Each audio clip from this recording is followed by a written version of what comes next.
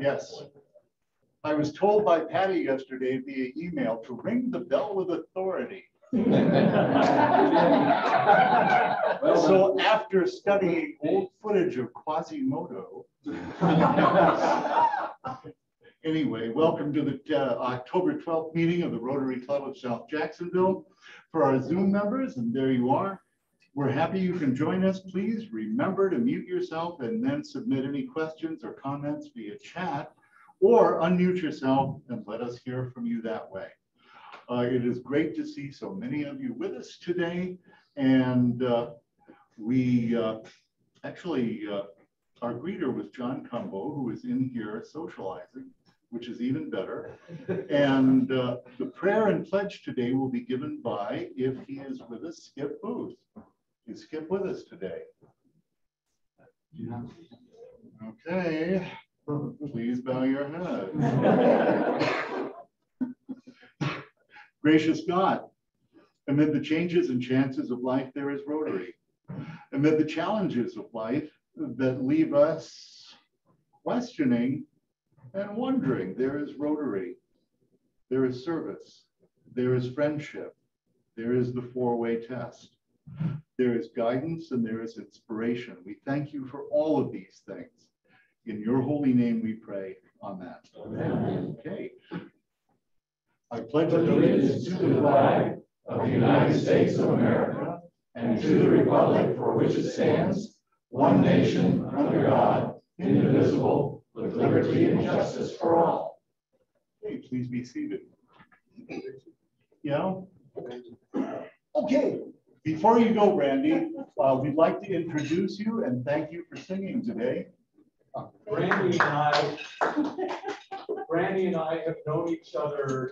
I mean, we figured it out, including all of our practice time, 30 minutes. She came 2-3 weeks ago.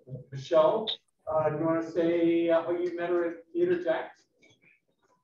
Yes, Brandy was actually in our cast of our first in-person show, Guess Who's Coming to Dinner, where she played Tilly. And if you have ever seen the movie, that was played by Wheezy from the Jeffersons, and she kicked butt. Oh, yeah. Oh, yeah. So, I have a question before you guys. Have you ever sung the national anthem at a game before? I'm saying it different. Yeah. Would you like to sing at an ice cream game? Oh, please. All right. Awesome. Can we get your contact? I'll make sure you get her contact information.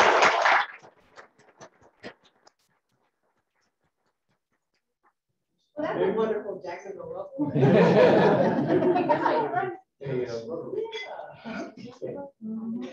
Great idea. Thank you for having me. I'll email you. Thank you all for having me. All right. All right. And family time with Christy King. Welcome, Christy. Thanks, President Richard. So we just have one birthday. Past President Ted Johnson is celebrating his birthday on October 13th. And for member anniversaries, past President Vicki Lynn Kloger is celebrating 31 years with Rotary on October 16th. In addition, we recently found out that one of our longtime members, Tom Donovan Sr., passed away on June 18th, 2021. He was a member of our club from July 1993 to December 2009. And Patty has also asked me to let you know that her husband was recently diagnosed with a terminal cancer. For the next few weeks, her focus will be on her family, so she will not be attending in person, but she may be on Zoom from time to time. Please keep Patty and her family in your thoughts and prayers.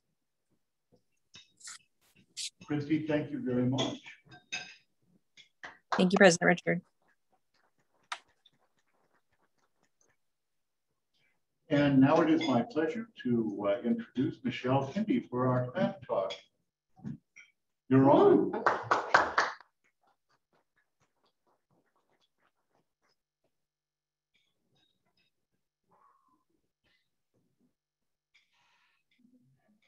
Thank you. Oh, goodness. Okay, thank you for this opportunity to share with you. My red button tells you that I'm new, but it does not tell you about my classification, which is arts organization nonprofit. For the past 6 years, I have been the general manager of Theater Jacksonville here in San Marco, And that was after a 20-year absence from the arts being my profession. But let me start at the beginning, and I promise to include some name dropping, but don't get too excited. I was born in Northern Ontario in a small French Canadian town where Shania Twain was my family babysitter. She taught me and my siblings to say English words without an accent so we could pass. My passport to English friends was to say the word cool, exactly like that. Every time someone would stop speaking, I would just say the word cool, and they would keep going, because I have found that people really enjoy talking about themselves, especially when you seem interested.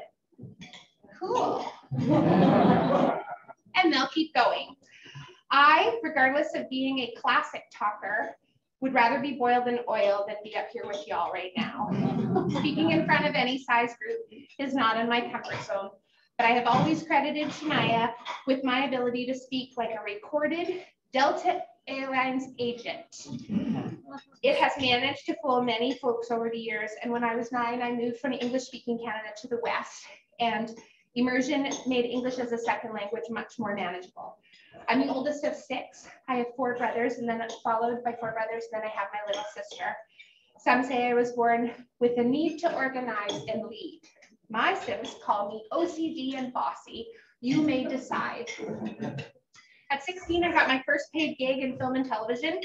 I was the 6th PA on a new small television show that was being filmed in Vancouver called 21 Jump Street.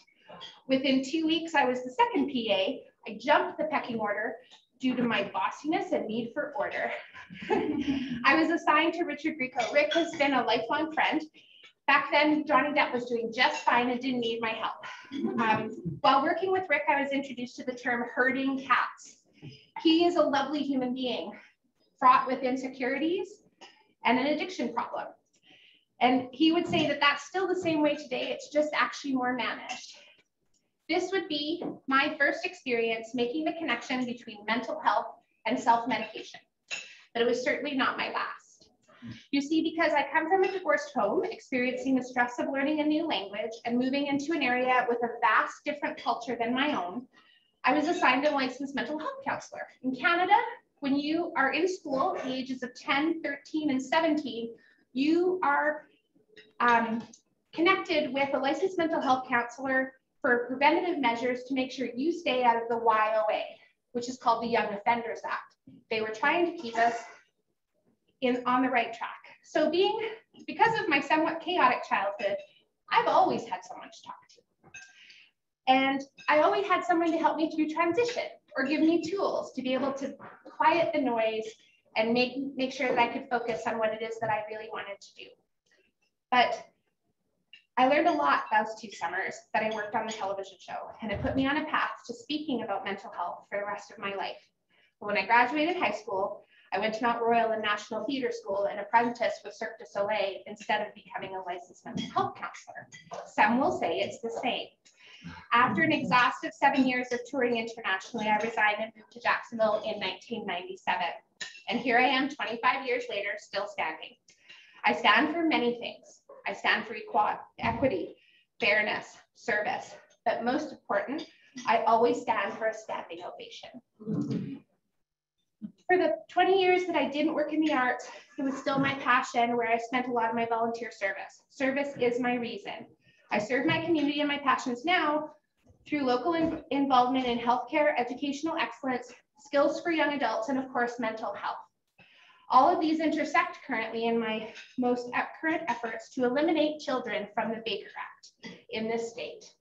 Children need their own legislation and procedural process. No 6-year-old should ever, regardless of affect or situation, be handcuffed in their classroom and thrown in the back of a police car. Ever. I'd love to share more with you on that, but that's my time for today. Thank you.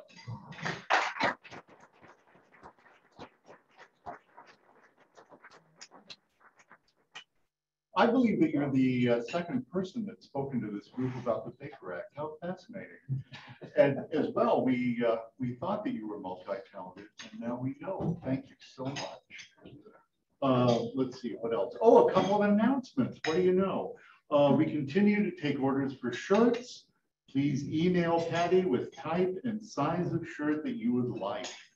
A heads up for the district conference, the Flamingo Celebration and Vibrant Club Seminar, November 5th and November 6th at the Renaissance World Golf Village.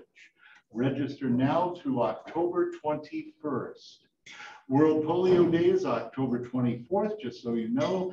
The gingerbread setup this year is November 17th, a Wednesday beginning at 7:30 a.m. downtown. Let Mike Dara know that you are coming. Coffee and donuts and a chance to help set up the gingerbread house, the Historical Society's big Christmas fundraiser. Have I left anything out? You're good, except Michelle, with all of her experience with Cirque du Soleil, you are going to teach Richard the action stuff so that we can play for him here. I can't even look at a rope. Thank you, Mike. That's wonderful. All right. And now our 50-50 raffle card game with Lori Whitmer.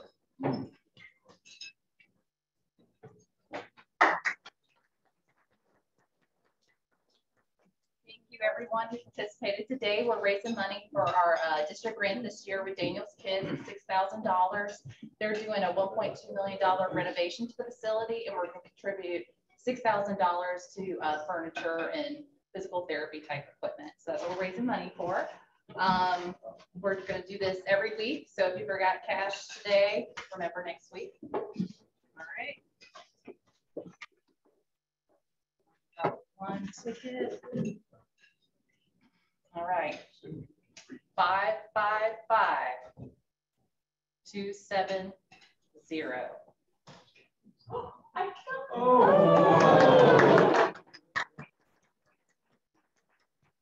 The pot today is at $208. You get half of that at 104, but you have to draw.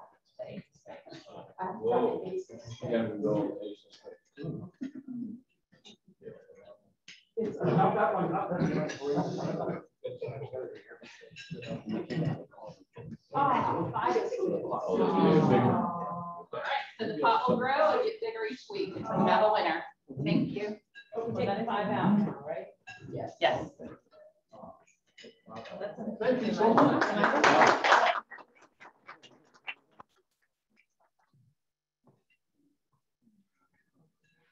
Let's see. John Cumbo has an announcement about another charity that we are supporting. John.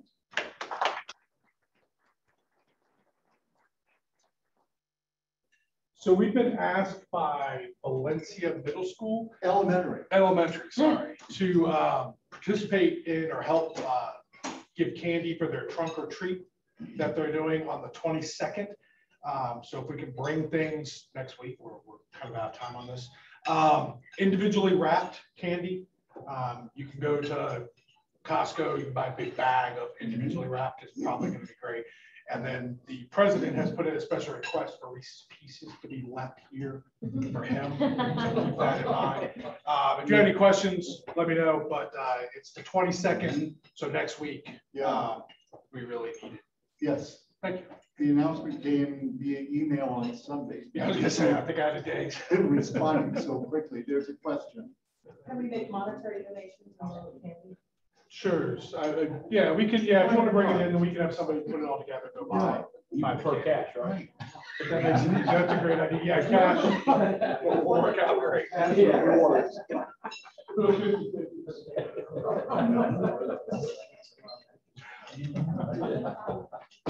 And I'm excited to know that today Julie Kalinsky may have a social media presentation for us.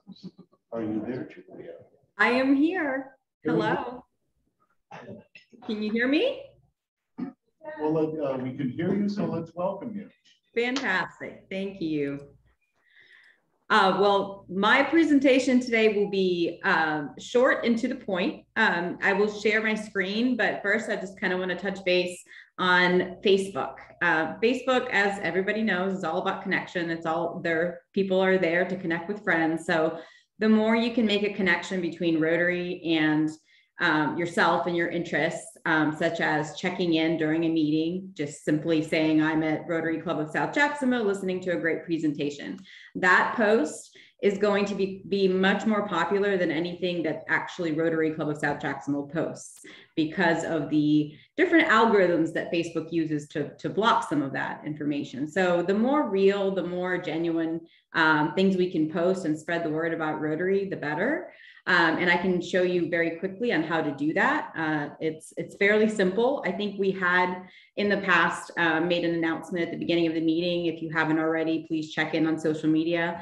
Just doing something that simple, I think would really elevate our kind of presence on social media. So that's going to be kind of my message today, is just whenever you can, mention Rotary and mention how it's helped you, or if there was an interesting speaker, mention them and how, what you found interesting. Those are the types of posts that are going to be the most interesting and engaging to people who are on social media. With the changing climate, with COVID, everybody's there, but nobody's there really to absorb information they don't care about. So the more you can, make them care and connect them with you, the better. So let me share my screen here with you all and show you. Let's see here. Here we go. So you are looking at my home screen. So if I want to just simply check in and tell everybody what I'm doing, I would go here, what's on your mind? And I would say just a second, because part of the screen on the what's on your mind is actually blocked for some reason. I'm sorry. I could just share with everybody, if you're in Facebook right now, at the very top of your screen, you will see what's on your mind ? And that's the screen that's where Julia clicked to get this box. Yeah, it's right. Yeah, it's what's on your mind. It's where you would go to make a post. So, and this next little screen pops up, and and you can say with my friends at, and then you would click the @ sign. So that's the little email sign, and that will pull up a list of different people, organizations, and you can start typing Rotary, and Rotary Club of South Jacksonville will pop up here, and you click, and then you post, and you're done. So what that does is it shows that I'm at Rotary, I enjoy this club, and then it gives an opportunity for somebody to click on Rotary Club of South Jacksonville and then get the information about who we are and our next event, and how to get engaged with us. So just something as simple as that, and doing that every week would elevate our presence on social media exponentially. So we can just stick to that, and then we can grow as time grows, and being interested in events like I posted our gingerbread setup here on Facebook. So if you like it, you can say interested and share it with your friends. That's kind of how we keep going in that interesting tunnel of content. But just as simple as checking in on social media at Rotary every week will do the trick. So that's my message for today. Thank you for listening.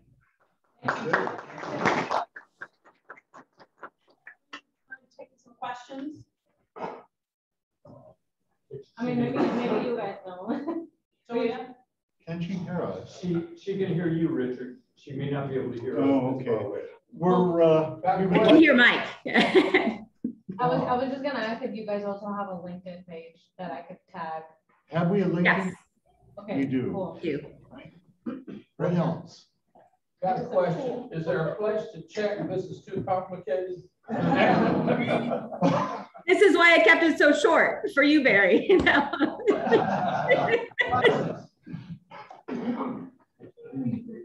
Anyone else? Okay. Thank you, Julia. Thank you. You quote someone famous that I know. How cool.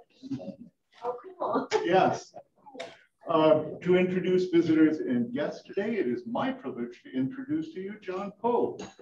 And the list is here.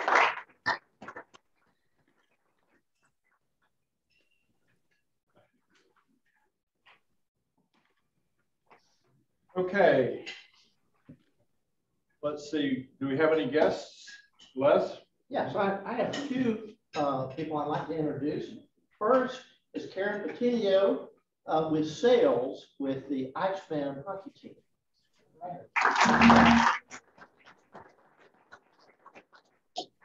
Then my second guest is someone that you probably, most of all of you know, and that's Diane Hawley. Yay! Financial advisor with Morgan Stanley, and she headed up a lot of our very successful committees when she was a member of the club, including the oratory. So anyway, welcome her back.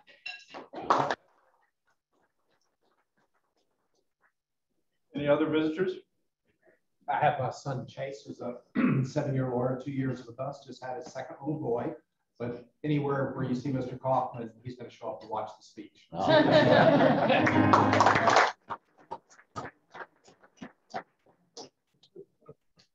Any on Zoom? Nobody on Zoom? Nobody on Zoom. All right, join me, please. We here in Rotary welcome you today. So glad you came along, glad you came our way. Our hand of fellowship is yours, sunshine or in rain. We here in Rotary say welcome, come again.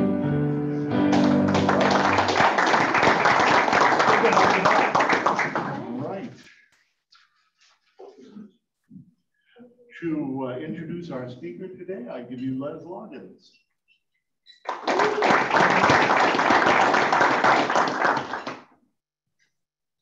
You know, a couple of years ago, I was having lunch with Mark Dawkins, who at that time was the dean of the business school at UNF. And we were talking, and he said, you know, there's this guy I want you to meet. He says, he is such a neat guy, you can't help but like him. I know you're going to like him. I want you to have lunch with him and meet him. And so I said, okay, we'll do that. And that guy was Andy Kaufmann, our speaker today.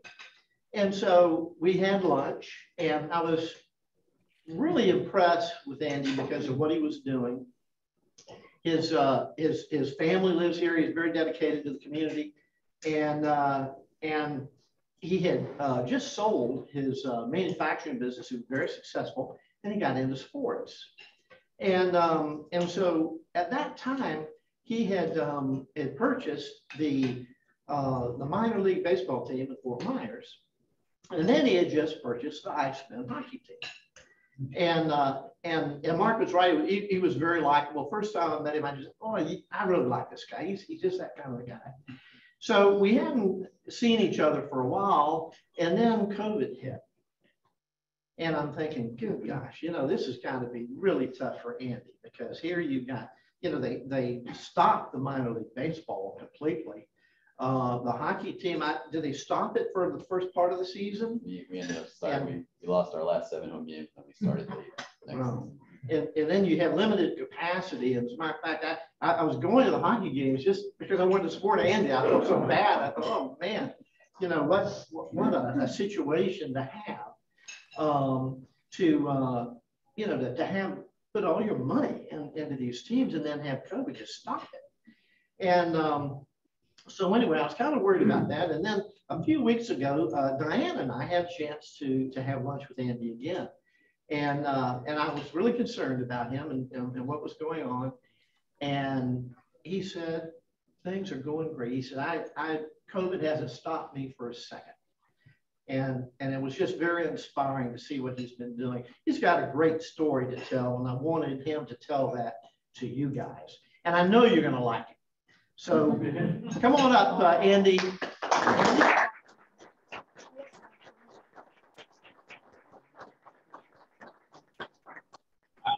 Thanks, guys. For starters, Michelle, out of your comfort zone, I could, as we speak. No, I think I'm breaking Zoom. You're going viral.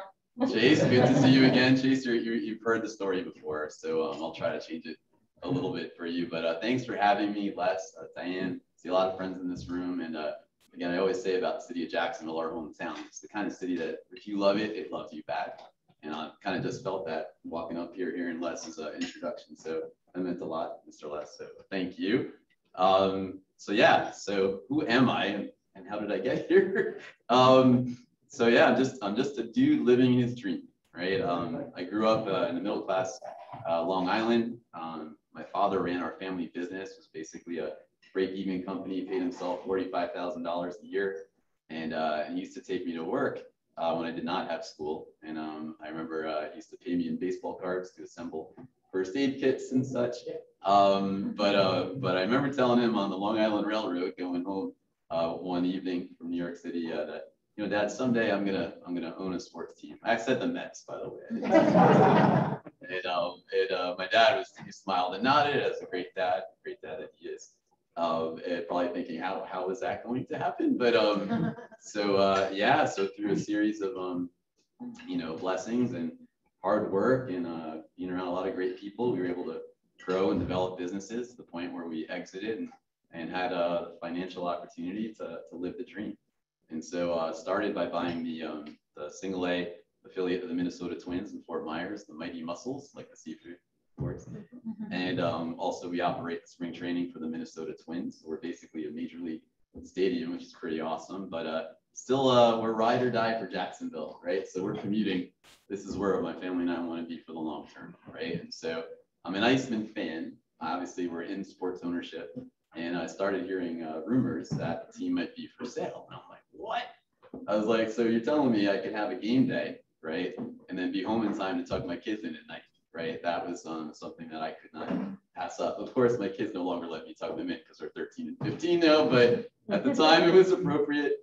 And so, so we ended up purchasing the Iceman, brought in some friends and family as partners who are in it with us. Some are famous, some are not, but we love them all and they're all equally special.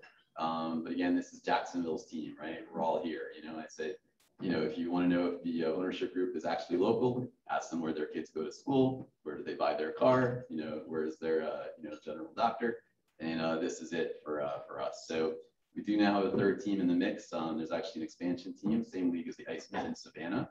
Puck drops a year from this month. Very exciting. We're actually going to announce the team name in a couple of weeks in Savannah. So we should, hopefully that goes well. It's always fun.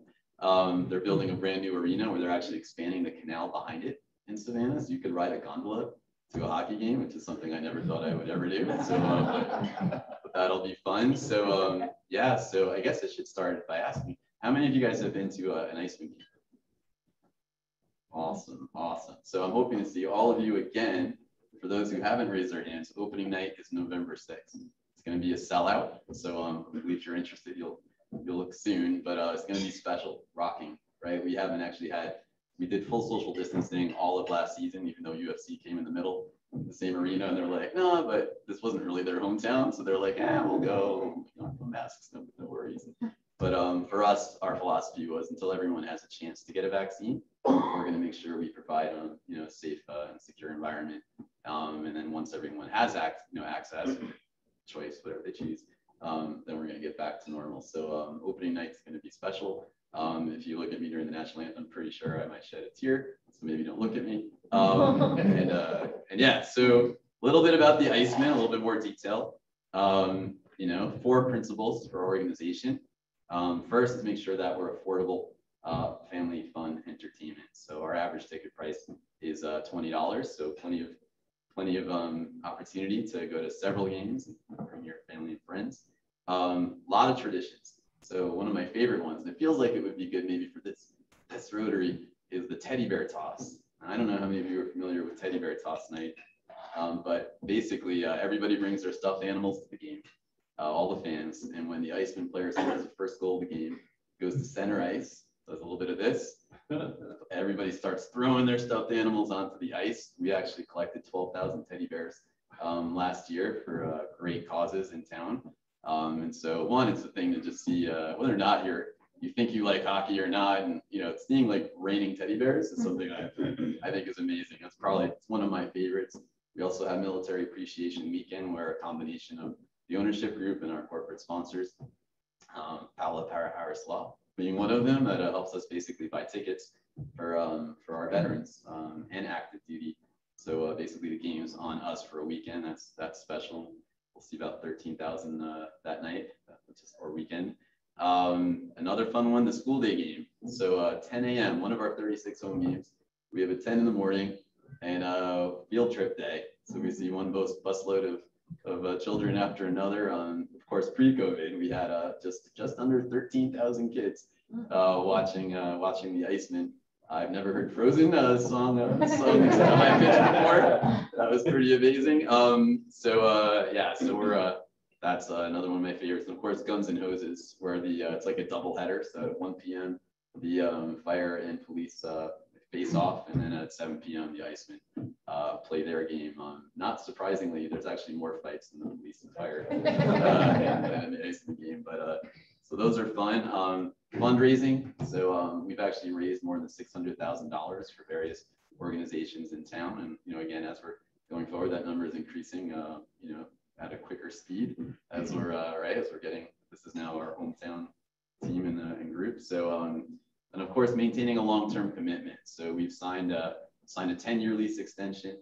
We're in the middle of a $22 million project, the Igloo. I don't know if many of you had the opportunity to be at Jack's Ice. It's the only rink in town. Literally, there's one sheet of ice everywhere in the state of Florida for 400,000 people to skate. That's in Tampa, Miami, Daytona, on and on. We had one sheet of ice for 2 million people.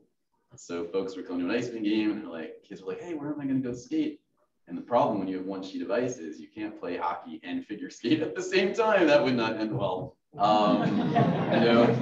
Take your kids skating and all of a sudden you got like a defenseman like that doesn't work. So we're actually so part of the renovations, we're adding a second sheet of ice. So we'll have 2 brand new sheets of ice. We're going to have a state-of-the-art sports bar right in the middle, surrounded by the action, 210 seats. We'll have the ability to do some really fun catered events on one of the sheets of ice as well. So one of our investors is Tantibo, so I know we're going to be doing some of his special gatherings there as well. So we'll have executive chef capabilities and made sure he was happy with the kitchen and all that too, so we can do that fun stuff. Jacksonville Sports Hall of Fame. I'm really excited about that. We're actually going to have, instead of those bronze plaques, we're going to have 6-foot bobbleheads for all the inductees.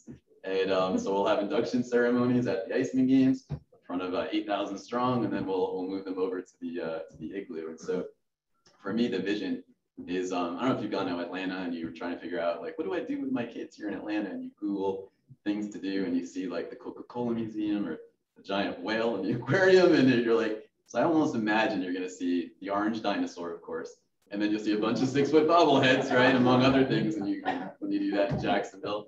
So excited about that. We'll have a little bit of an esports arena as well, where you can have competitive gaming. That's now the #1 revenue generating sport in the world. Again, something from a supply and demand standpoint, we don't really have something to meet that demand here. Some fun aspects of that is we have the Icemen, of course, are in PlayStation and Xbox on NHL Live. And so while you're playing against the Icemen in the tournament on the screen, you'll have Icemen players playing right against you. So that'll be fun. I know another one of our partners, Miles Jack, has promised he'll be playing Madden as well against you, maybe in the tournament. I say you because you're all going to play there.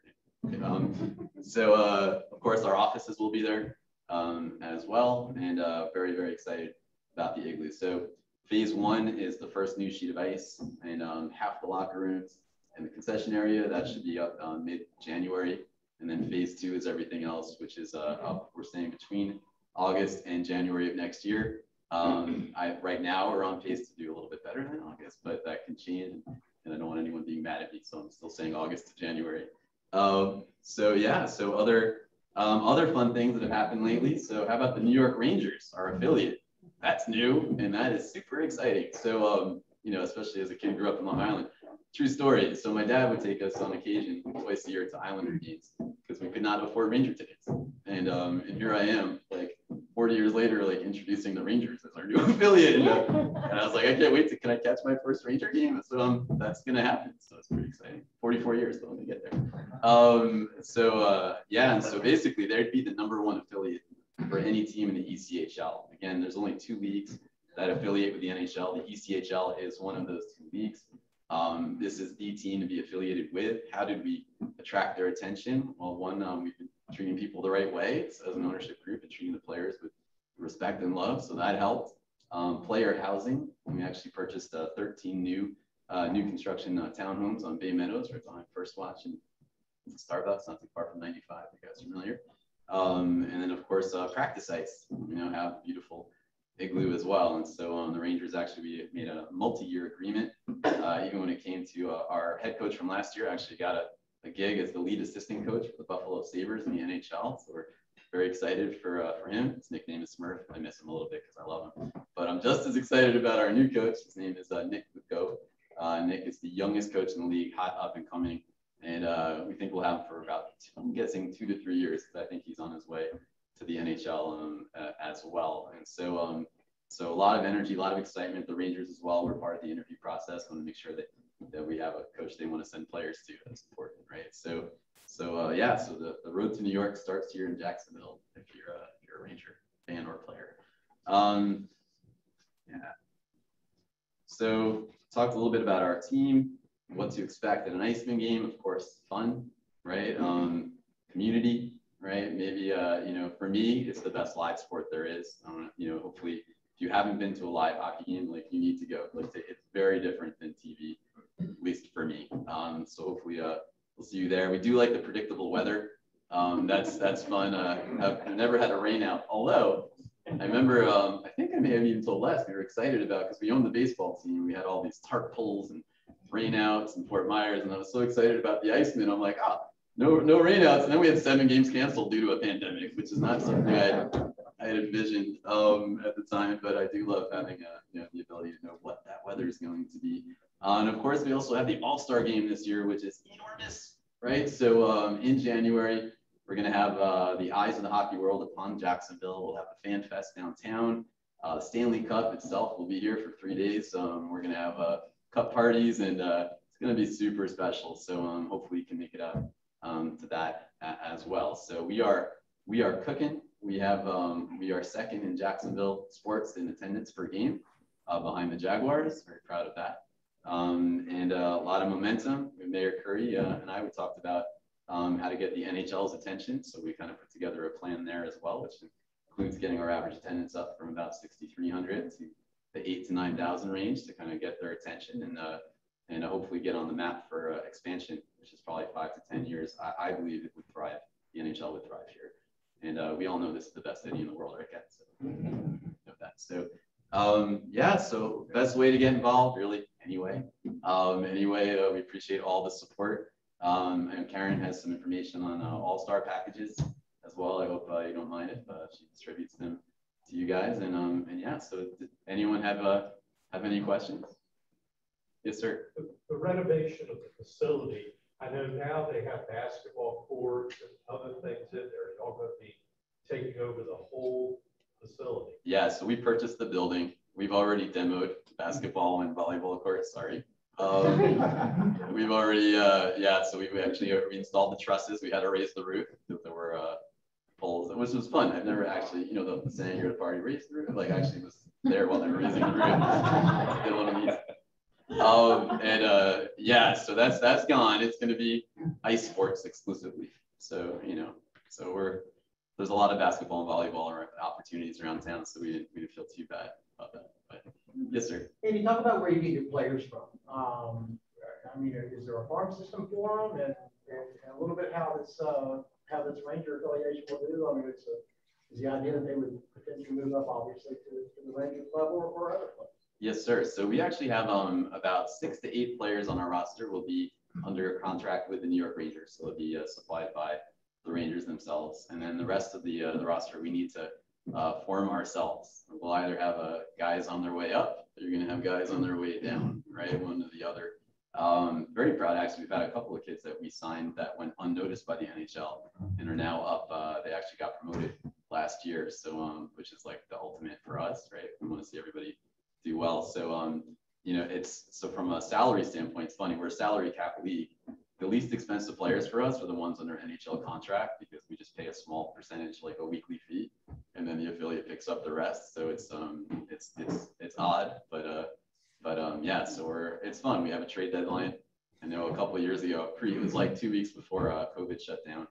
I felt kind of bad in retrospect. I didn't know there'd be a pandemic. We sent one of our former players to Toledo, and then he got locked down in Toledo. Felt very bad, but the guy we got back in return did have our only hat trick last year, and he's back this year having productive. Great player. Sorry. So they're coming out of college mainly, when they're coming to you? If they're on their way up, coming out of college, if they're on their way down, they could be they may have played in the NHL and they're trying to get back up. Sometimes they do. Yeah. Yes, sir. Thanks for being here. We really appreciate it. Talk a minute for the demographic group that you attract and marketing costs. Yeah, so we say hockey is for everyone. And if you actually walk around the arena on November 6th, I'll see you all there. You'll see that. I mean, every group is really represented, right? It's so for me, even like the ownership group, right? I talk about my own, of course, we're the majority partners, but our partner, like our group is represented by literally every ethnicity and every major religion, and right, we're super duper diverse. Again, we attract the average ticket price is $20, right? So I mean a little higher than the jumbo shrimp, but we do have opportunities, and at the lower levels as well. You have icebox suites where you can have a suite on the ice, right? For if you're hosting a group or you're bringing a client, that's a fun thing to do. Just don't put your drink on the rail because the players go against it goes flying. But yeah, no, in terms, so we have whether sponsorship, right? Of course, it's a way to support if there's looking to promote your brand, or hospitality again if you're hosting season tickets for your employees, group outings, birthday parties. Just want to come say hi to Andy, right? So, I left some business cards on every table. Do you guys have any other questions? I'll give you guys some information on our All-Star package, but there's also business cards. Please feel free to reach out.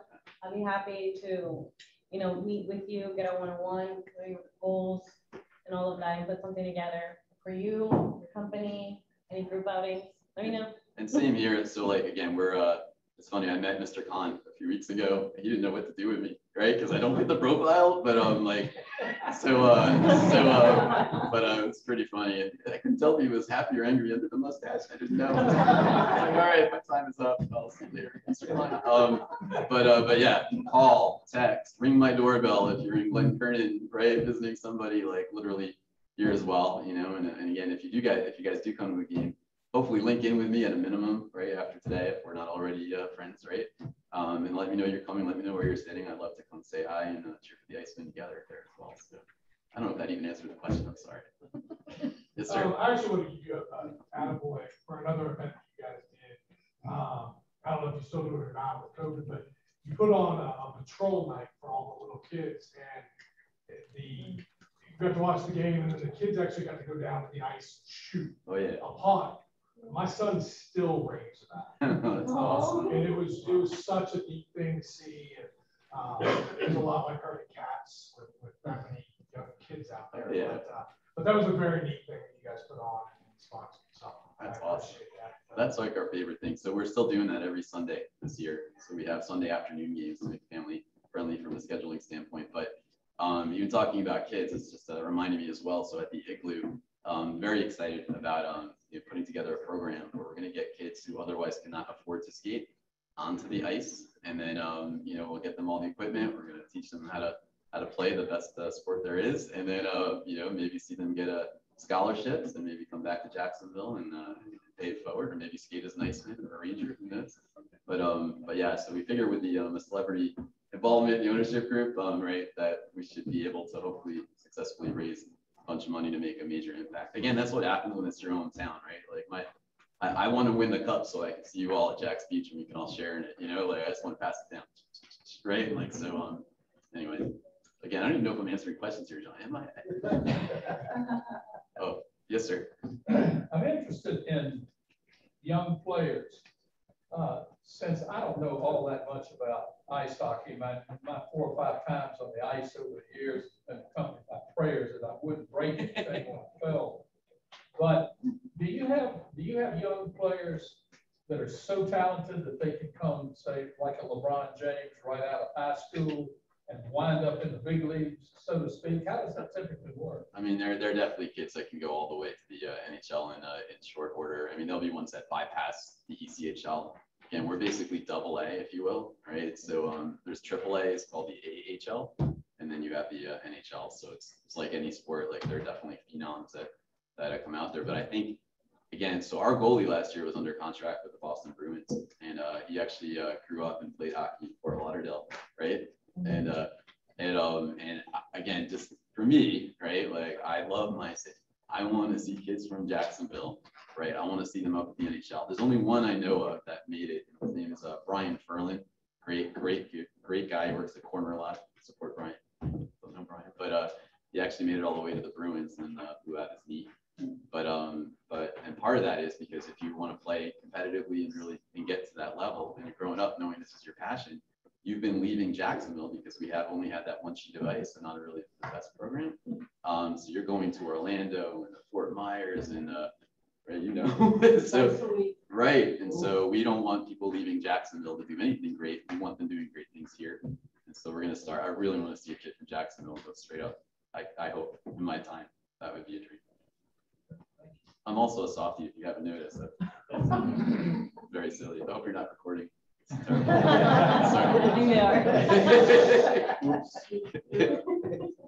Do you have I don't know the right word, affiliation or some kind of an agreement with the city of Jackson where the city's doing things with you or you do things with the city? I was just looking at your flyer and it says that the city of Jacksonville and the Jacksonville Ice.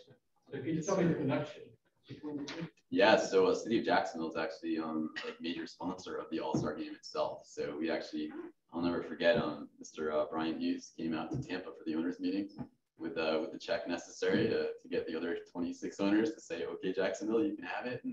And they've been amazing partners, like incredible, right? Again, city you love, it loves you back. Like that's just a great example. So they're also our landlord, right? So even as wonderful as this facility is, it only seats like 700, and luckily our attendance is well more than that. So we toyed with the idea, right? We naturally, hey, we can build enough seating, but I didn't want to do anything that conflicts with our city or our city's interests, and so we're going to keep playing our games down there as well for at least 10 more years. So, yes, sir. Yes, sir. Any other questions? Awesome. Well, thanks again for having me, guys. Thank you, Les.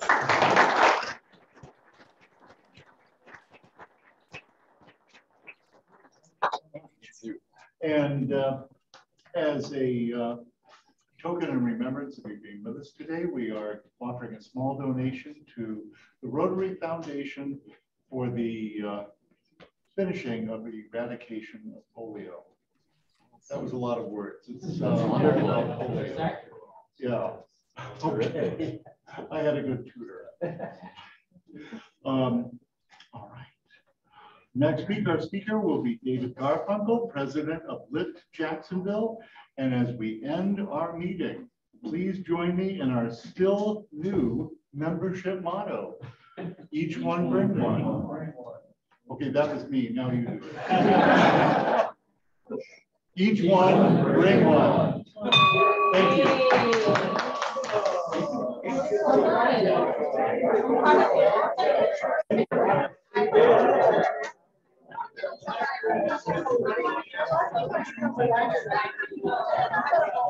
Yeah.